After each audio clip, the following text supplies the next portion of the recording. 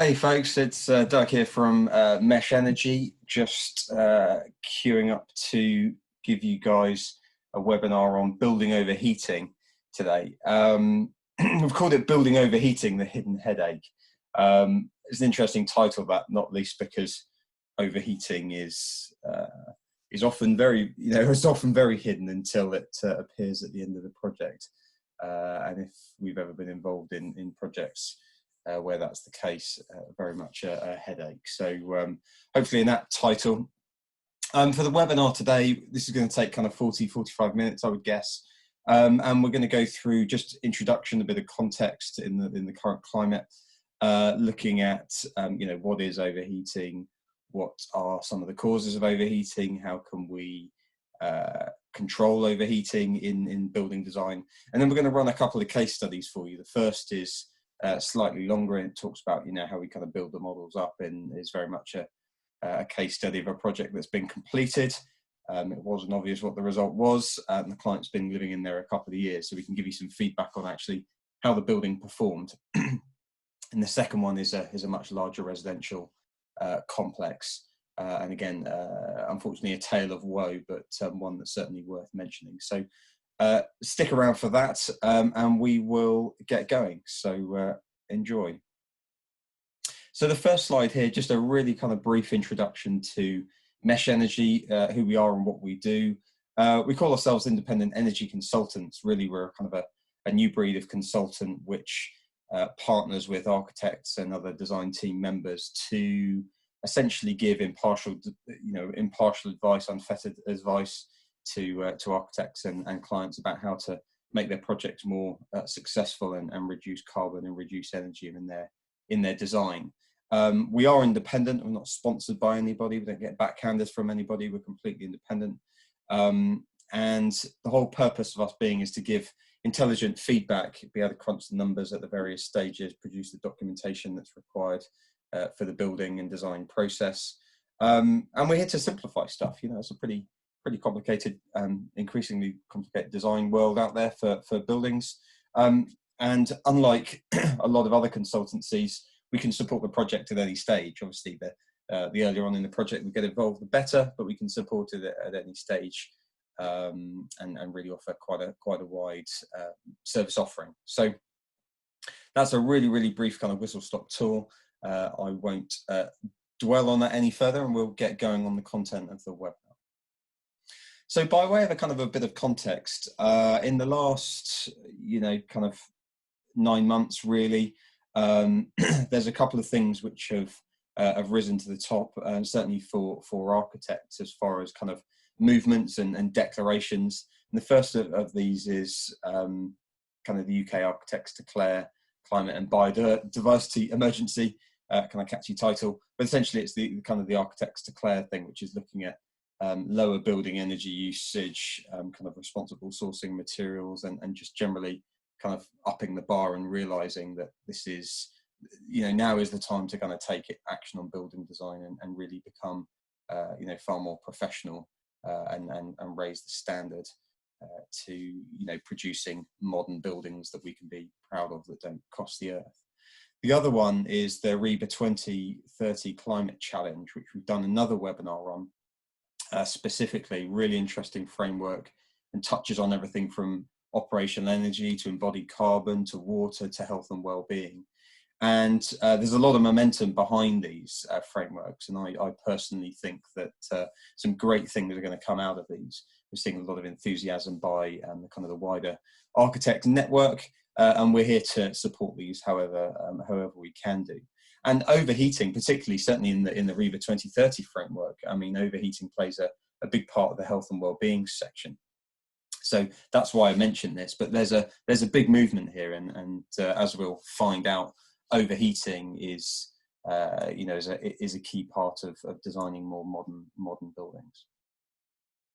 So this kind of slide, before we kind of get into the nuts and bolts of overheating, the reason I put this slide in is really to kind of give you an idea of where overheating analysis kind of fits into the puzzle, and why it's so important. Historically, overheating analysis has been, a kind of a luxury item. Very few people actually thought about it.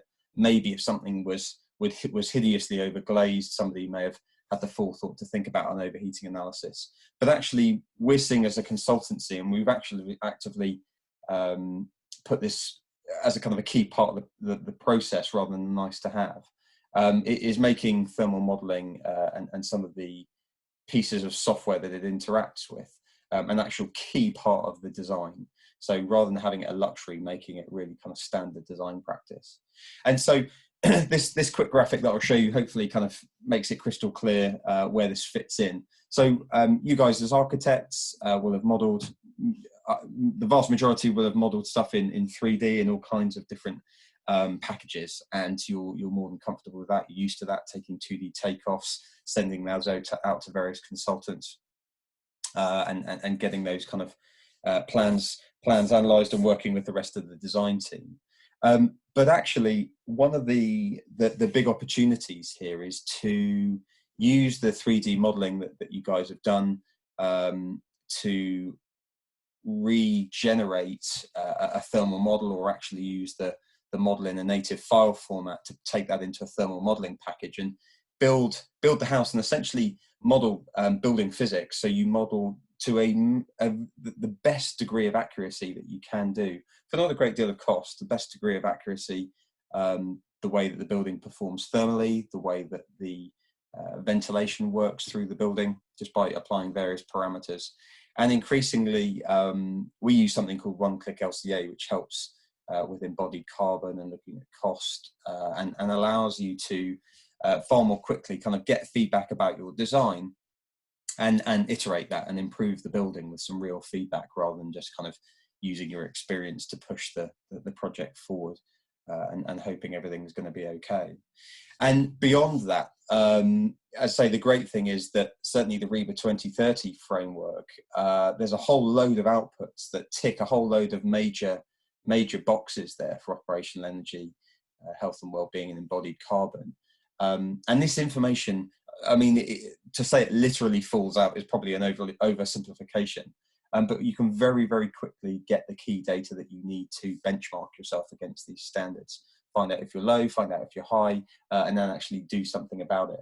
So thermal modeling here, and building that thermal model, is the keystone, as I say, in my opinion, to making progress to meet these frameworks. And that means changing our design process slightly. And you have to take it from me that this doesn't cost a fortune to do this. It just requires some extra thinking, and that's very much what Mesh Energy is concentrating on doing, making this a kind of a core part of the design process. So, what is overheating? Well, unfortunately, overheating is very, very difficult to pin down. If I asked everybody listening to this webinar what their definition of overheating was, I get a heck of a lot of different answers. It is very, very subjective, which makes it actually very, very tricky. And there's been a wide range of reports written trying to kind of quantify it, and the very various kind of diagrams, like this ASHRAE diagram on the right hand side here, which looks at airspeed and operative temperatures, but fundamentally it depends on a whole load of kind of environmental and human factors, and those are as numerous as there are days of the year and different people.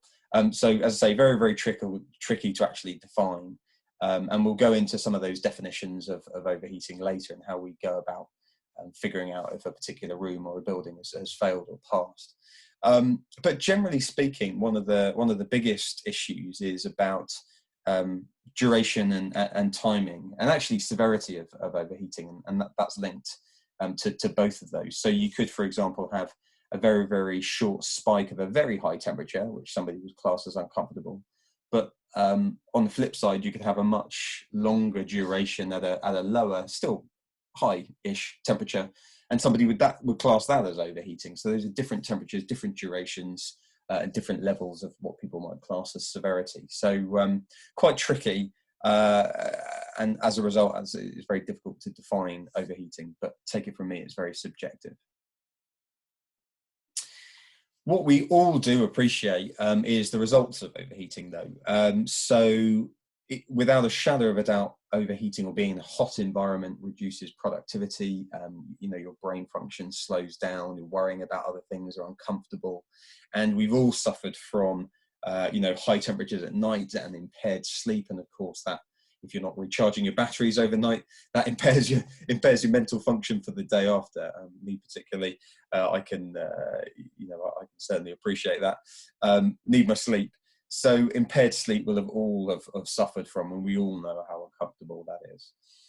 When you get to much higher levels of heating, around about mid-30s, we're into kind of heat stress territory. So this is really having some quite adverse effects on your health, and particularly in the elderly or very young. Mortality rates, particularly in the elderly, and we've seen this a lot on the continent as temperatures are rising. Mortality rates definitely increase. And simply the elderly just can't handle very, very high temperatures. Now that's obviously the extreme, but that is a result of overheating, so that's why it's worthy of mention. So there is a sliding scale from just being an utter nuisance to impaired sleep to reduced productivity. And of course, if you can imagine buildings that are used for different functions, schools, or office complexes, reduced productivity has a massive effect. And actually, you could argue that the building has failed in its function if the occupants can't operate as effectively as they should be because of the building or the way that the building reacts to changing annual temperatures. So, causes of overheating, again, hopefully none of this comes as a particular surprise. Paradoxically, the decades and decades that we've spent trying to make buildings more thermally efficient, on the flip side, in summer, those buildings actually more often than not struggle to lose energy that comes into them, particularly buildings that have a high amount of glazing as well. Solar gains are a real enemy. And when we look at, for example, looking at that first point again, high fabric efficiency levels, passive houses,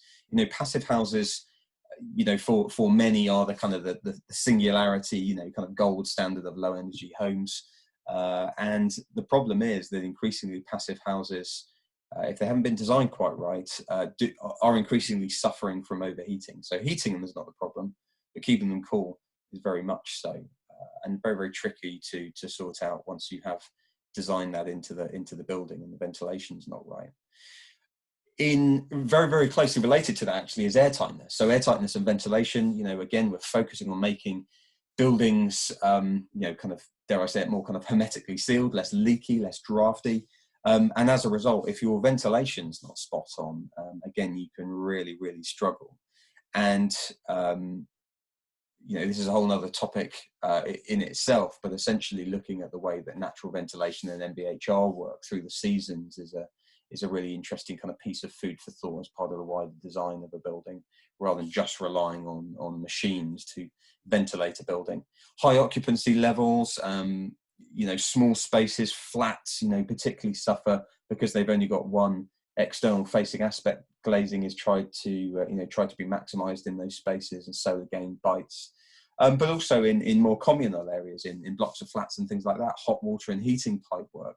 Often you have main services running up through the core of the building, and even in summer, those are still punting out, a fair chunk of energy and acting as a heat source. Other considerations, we'll all be aware that we're experiencing a changing climate. Nobody quite knows how severe that's going to be, but there's no doubt that annual temperatures are rising. There is still a lack of awareness about overheating. It is improving, but there's still a big lack of awareness. And there's no real regulation. We'll go on to some of the guidance and some of the best practice, but regulation-wise, there's nothing in building regs that says, if you're designing a home, you must run an overheating analysis or you must meet this particular target. And we obviously struggle with that, but we are quickly approaching the point where it will have to be regulated because it's becoming a real bane to some designers, and some schemes have really failed because they haven't had a look at it. And with a warming climate, it's the responsible thing to do. And then finally, the other kind of big consideration, which we can do next to nothing about, is the slow pace of human adaptation. We're pretty fragile beings, really.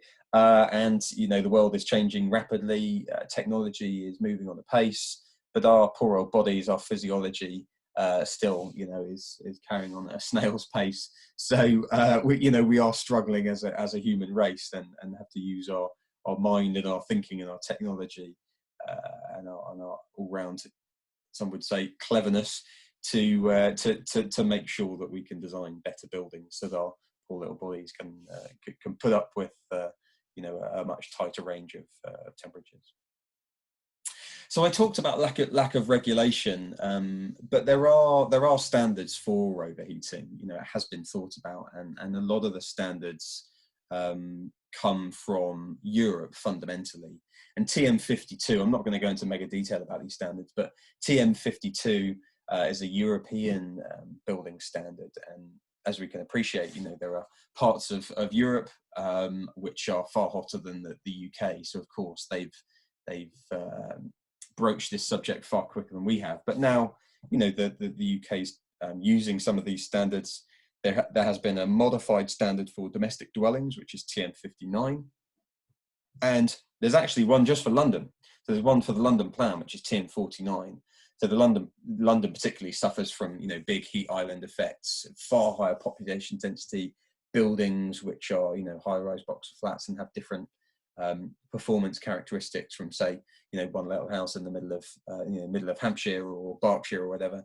So they've got a standard all to their own, which uses different, essentially, kind of temperature profiles and weather data and various things. But generally speaking, these standards are all very, very similar. There's just slight tweaks to the European standard. And we will, in my personal opinion, really within the next few years, these will just become part of building regulations. There's no legislation at the moment, but it will have to move that way. So again, as I say, I'm not going to go into mega detail here, but it is worth understanding when you do a study of a building, kind of how it works. So when you do a thermal study of a building, we judge, you can have a look at each individual room or zone if you choose to do so, what we do as a standard. And there are 3 criteria which you judge a room against to see if it's fine, whether there's slight issues with it, or really whether there's a big issue with it. And the first of these criteria is about kind of cumulative annual overheating. So we look across the entire year and we look at the kind of the level of comfort. So of course we're monitoring temperatures and the programs spitting out a temperature for every 5 minutes of every day of every year, and there's a certain comfort level based on those temperatures. And of course, there may be a few parts of the day, particularly in the summer, where it might get a bit warmer over that certain level. But generally speaking, we're looking at cumulatively having that room in the building greater than 97% kind of comfort. So there's so there may be some outliers, but you're trying to keep it below a quite a high standard. The second one is about kind of duration of severity. And as I kind of touched on at the beginning of the webinar here, this is really looking at the day. So it could be the frequency that a particular room, goes above a certain temperature, which is deemed unacceptable, or maybe it's a very, very long kind of duration at a milder temperature. So this is looking at a daily basis, the overheating of a particular room. And then the criteria 3, which actually has a kind of a stronger weighting on it, I'll explain that in a moment. This is really about max allowable temperature. So for every given day and weather patterns around the year, looking at daily, there is a temperature which must not be exceeded. And this changes depending on the outdoor temperature. Because we classify overheating at different levels depending on the season and the outdoor temperature, this actually varies. But essentially, the program sets a dead stop temperature, which is a must not exceed temperature. And if the temperature in that room, as calculated, exceeds that, it's an immediate red flag. And what's important to know here is that although you've got these 3 criteria, you can have a failure on one criteria, not a big deal. If you fail 2 criteria, essentially it's a failure for the room, or kind of a red flag fail. The exception to that is that criteria 3, if you fail criteria 3, you don't need to fail another criteria. It's immediate red flag. This criteria 3, as I say, has a kind of a stronger weighting, and this maximum exceedable temperature you know, is a very, very kind of severe failure. So a fail on criteria 3, immediate fail for the room, whether or not criteria 1 and criteria 2 are okay. But generally speaking, if you fail criteria 1, it's not the end of the world. But you know, failing criteria 1 or 2 together can be an issue, and you'd want to redesign the room appropriately or make a slight tweak to improve that. And I talked about the kind of the tweak to the domestic dwelling. So the kind of TM59 European standard was a generic standard. TM59 is about domestic dwellings, and really the main thing here to pick up on is bedrooms. So there's a criteria which has been set around the time in which bedrooms are used, say 10 p.m. to 7 a.m., which is in the criteria, and there's a maximum temperature of 26 degrees Celsius. And they've wrapped in this kind of cumulative 1% of annual hours that you're trying to keep temperatures below 26 degrees Celsius for. So that is really the kind of the primary change to TM59, which is more suitable for domestic premises.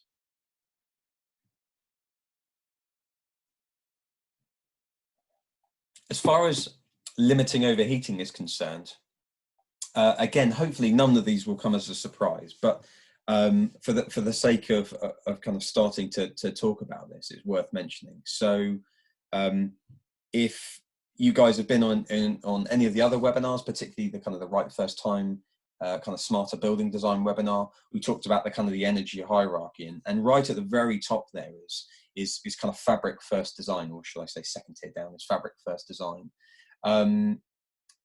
On the first tier is kind of building location and orientation. Now, these are very important because they can save energy, but particularly when it comes to overheating, they can have a massive effect on limiting overheating. You know, fabric design, and particularly thermal mass, you know, the mass of the structure can really smooth out those kind of hot and cold times inside the building when the external temperatures are far more extreme. And building location and orientation, of course, you know, particularly when it comes to kind of south-facing parts of the building where living spaces are, and orientation of the building can all have a big effect, not least because, you know, you may have a south-facing garden with big windows. Of course, that's going to suffer far greater from solar gain during the summer months. But then you can factor in overhangs, fins or brise-soleils, solar control glazing. You know, as the picture shows here on the right-hand side, you know, we've got some kind of shuttering and some shading here. And, you know, that will go a great way to keeping the building cool. That's not for everybody's home design, but it is one way that you can actually keep light off the windows. And at the bottom of the list here, we've got kind of internal, external shading devices. And this is there've been a number of interesting studies on this, but essentially the aim of the game to keep heat out of a building, particularly when it comes to glass actually, is first and foremost trying to not let the sun hit the window. And so external shutters or external blinds are the most effective way of limiting solar gain. I guess the next most effective is this kind of interstitial kind of blinds that you can have, say, in double glazing units, which are integrated. Obviously make them more expensive, but it means that you're stopping energy from fully getting through the glazing unit. And a lot of people apply blinds and shutters and stuff inside the building, and sometimes retrospectively if they realize that something's not quite right. Sadly, that does next to nothing for stopping overheating. If you think about it from a practical sense, you may be stopping the physical rays of light hitting the occupants within the room, but actually the energy is in the room. It's just been absorbed by the blinds or the shutters that you've got internally, and eventually those will warm up and then they will radiate heat into the building anyway. So it has very, very limited benefit having internal blinds and shutters within the building. The aim of the game is to stop the energy getting in the first place. So by way of a kind of a semi-quick introduction, that's overheating. And we're going to run through a couple of case studies here, which will hopefully make this a bit more tangible. These are real projects. I'll share with you how these performed, how we analyze them, and then you know, kind of a couple of tales of caution as well. So we'll go on to these next. So this case study here This was one, you know, very, very kindly, Andy Ramos here. This is AR Designs project in Winchester. Very, very kind of contemporary building, a lot of glass, wood cladding. This particular building was, you know, a fairly sizable chunk of house, about 650 square meters. Concrete, kind of poured in situ concrete, used fair-face concrete inside, wood as well. So concrete and wood were the big materials here, but big thermal mass for the building. There's a lot of glazing here, and this picture is actually the eastern elevation of the building. Amazing views down to vistas of the garden. And the other side of all the glass there is the main bedroom, the kitchen, the study, the kind of the main living area. This family had 3 children, kind of university age, college age, and really this was, although this was a family home, primarily the parents stayed here, and you know this was the key part of the house with the views. And the glazing here, this was about 80 square meters of glazing. It's not a small amount of glazing, and you know the architects have picked up on the fact there may be issues with overheating and put in, you know, designed in some overhangs here. We've also got this kind of tower on the, as you look at the picture on the left-hand side. Now this is a CGI, as you can probably tell, but when it was finally constructed, it actually had a kind of a squared off tower at the top, and there was a study at the top.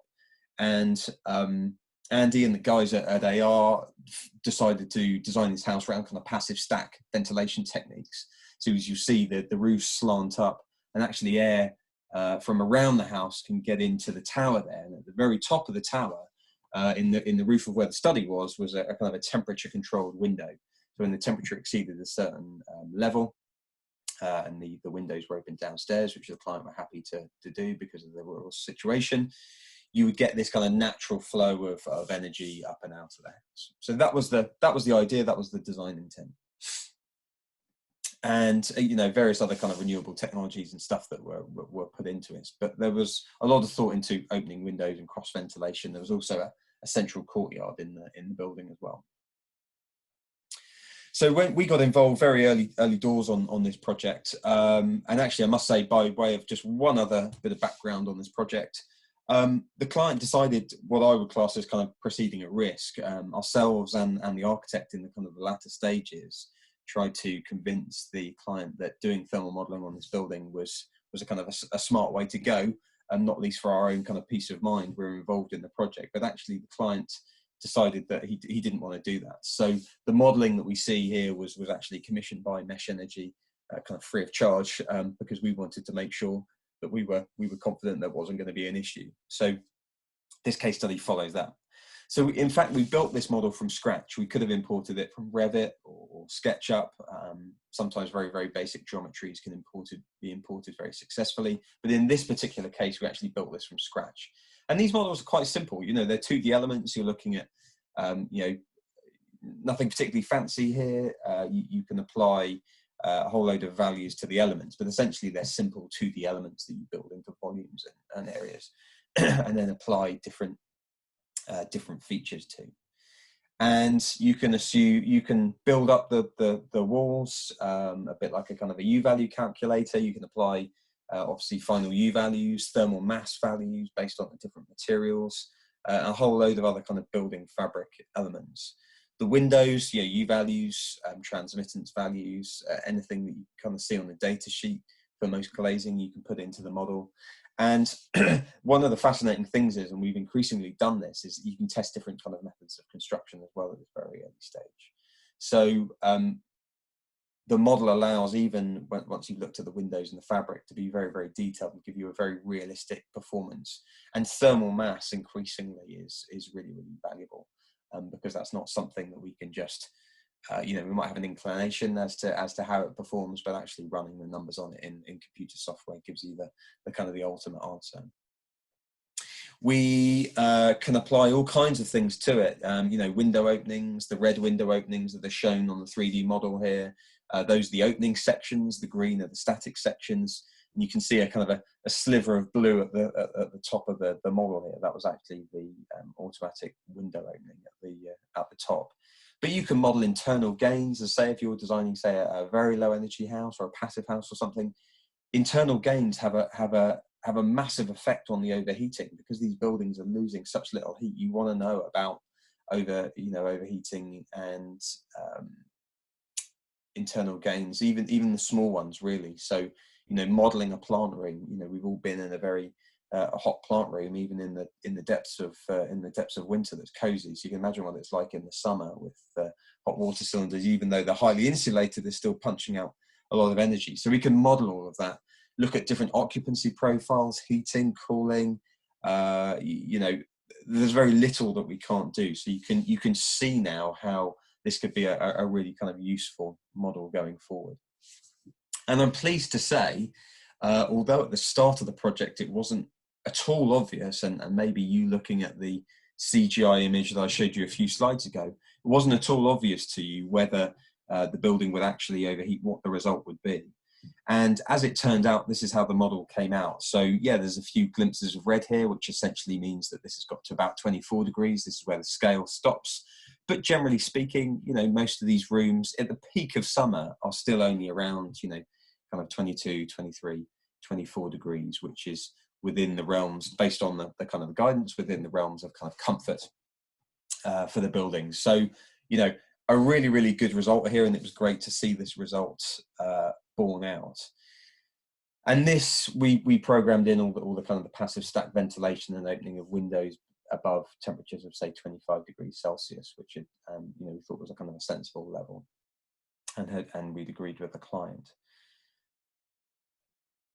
The next slide that I want to show you, I've put the next one together because I have been speaking to architects, and some of you may have considered this. We talk about mechanical ventilation and heat recovery more and more and more now, particularly for new builds. And there's a lot of confusion about whether, particularly in the summer months, mechanical ventilation and heat recovery can provide cooling and kind of sufficient ventilation when temperatures are higher. So for the sake of showing you what happens if you fall into the trap of not designing and just kind of taking ventilation salesman's word for it that everything's going to be okay, I wanted to show you what the result is there. This can have a fundamental effect on how the building performs, and without wanting to scare anybody, it's critical that we get the design right, particularly thermally. And this is what the house looked like if you didn't worry too much about openings in the building and you just put in a mechanical ventilation heat recovery system. As you can see, visually, there's a big problem here. The scale stops at 24, or greater than 24, 25.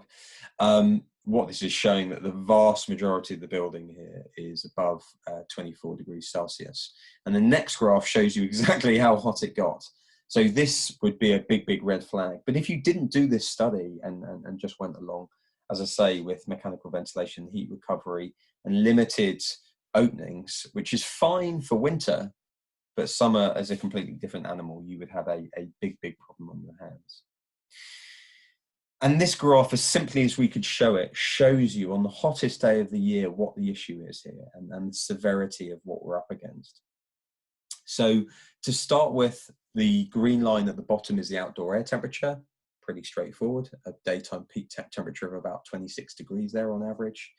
And the black line there is assuming, like the building was designed for, natural ventilation, being able to open windows and doors and things and let that natural air in and flow out in other parts of the building. You're moving a large quantity of air and really tackling the problem. And as you can see, predictably, the building temperature doesn't exceed the outside air temperature. Happy days. The blue line is assuming the house is more locked up and you rely on mechanical ventilation and heat recovery. I must say that whilst MVHR systems do provide some cooling, it is fractional, and it's nothing like active cooling that you would get from, say, an air conditioning system. And part of the reason this blue line is as bad as it is for two reasons. And somebody brought a question up when we did this webinar live, actually, about the fact that why does the blue line, particularly in summer, why is it not anywhere near the temperature for the outside? Because they'd heard about this term called summer bypass. And the point is here that whilst ventilation systems, mechanical ventilation, heat recovery systems have a summer bypass mode, which means that they don't heat the air, and the air passing through. So say it's 27-degree air outside, it doesn't heat that air anymore. It will pass that air around the building. The big problem is that the volumes of air being moved just aren't good enough. You need to move greater volumes of air around rooms when they start to heat up. So that's why having window openings, you might crack a window opening and you've got a window opening that might be half a square meter. A typical mechanical ventilation heat recovery pipe that goes into a room may be 125 millimeters in diameter. So there's a big difference in the volume of air that you need to move to get that comfort. So although the mechanical ventilation heat recovery system in this case may be working perfectly fine, it just can't move the volume of air, and that has adds 6 degrees to the indoor air temperature. So hopefully that reasonably simply explains why relying on mechanical ventilation heat recovery during summer months is not a wise move, and looking at a hybrid function of mechanical ventilation and heat recovery during winter, and looking at relying on good old-fashioned and dare I say it, cheap design in the summer, sensible natural ventilation during the summer.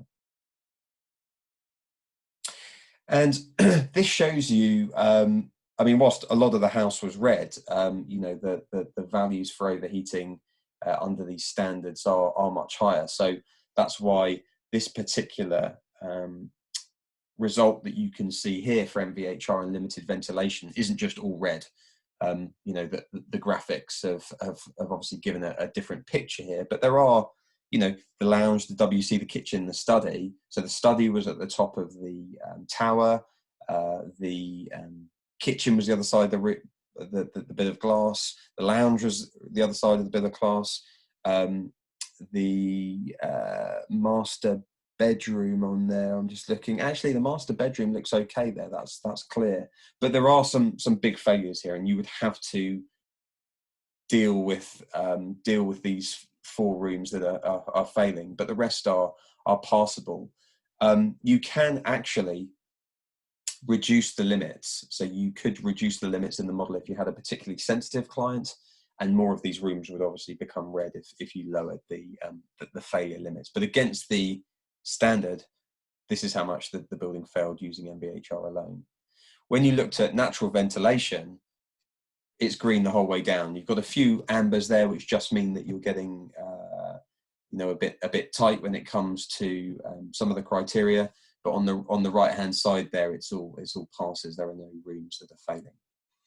And just by way of a kind of a bit of real feedback, the client in this particular case lived in the building a couple of summers ago and has done so since. We had a 30-degree summer, a long spell of 30-degree.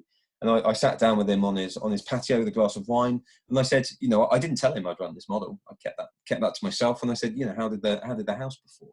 And he goes, it was great. When we opened the windows, the house got to, I think the maximum temperature was like 25 degrees in that lounge kind of kitchen area, which was great, and that comes very, very, very close to what the model predicted.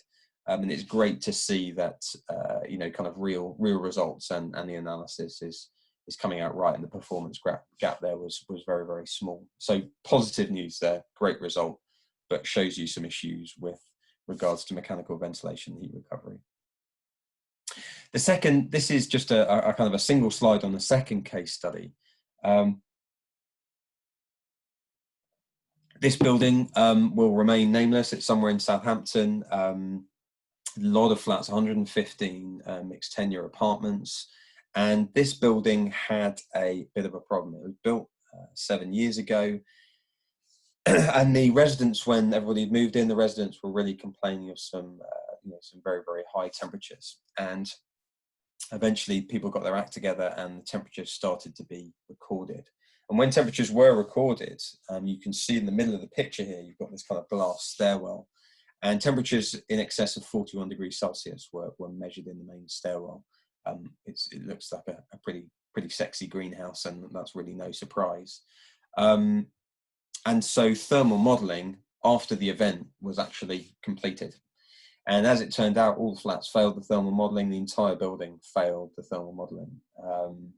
And a lot of things were had a look at, but practically the only real kind of meaningful thing that could be changed was by treating the opening of fire doors differently and putting in some major ventilation changes to that tower, as I say, that you can see in the middle there. So bringing in fresh air at the bottom, and again, essentially venting all the hot air at the very top. And that solution cost £350,000. I just want you to have a think about that for a minute, because that's a bloody great big number. The thermal modelling cost £5,000. So in this particular case, somebody learned a very, very hard lesson. And even once all that money had been spent, when you look ahead to increasing temperatures, environmental temperatures, which you can run in the thermal model, they had about, I think, maybe 75% failure. So they'd only clawed back maybe 25% compliance by the time they put these changes in. But by 2050, the entire building failed again because of the rising external temperatures. So a really kind of sad result here, but it just shows you the kind of the extent that these overheating problems can cause, and the money that you can spend. And as I say, I think it's the responsible thing to do to include thermal modelling in projects going forward, simply because it is so cheap. And I'm not afraid here to share costs with you guys. You know, this is all about open, collaborative working, I think, from here on in.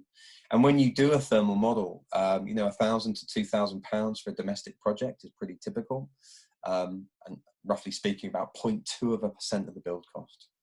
Commercially, even cheaper again, 0.1, roughly speaking, of the build cost, kind of 2,000 to 3,500 for something larger and more, you know, more commercial. And what we've recently discovered is particularly at the early stages, at the pre-planning stages, where it might make, you know, considerable sense at least to build the initial model here.